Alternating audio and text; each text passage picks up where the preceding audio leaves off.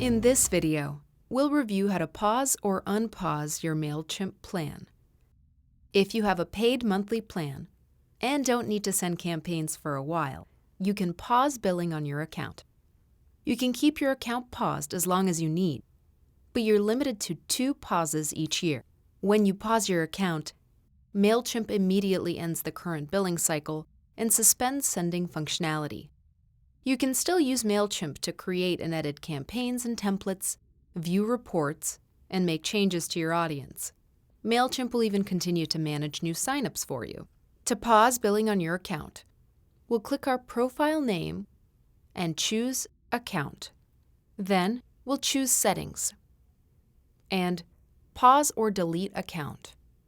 We'll click the Temporarily Pause Billing on this account radio button, and then click Pause Account.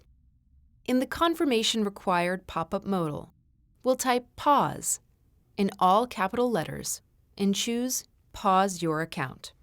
A success message will appear when your account has been paused. When you're ready to send campaigns again, you'll need to purchase a plan to unpause your account.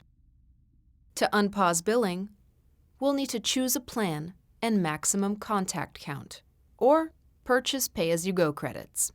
After you unpause billing, be sure to reactivate any automated campaigns that you want to resume sending. To unpause billing, we'll navigate to the Account dashboard and click Restart Account in the alert banner. On the Edit Your Billing Plan page, we'll click Purchase and choose a plan and maximum contact count.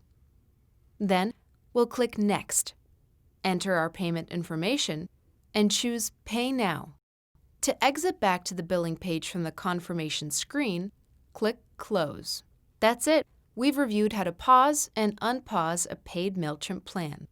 To learn more about changing your plan, check out our articles in the knowledge base.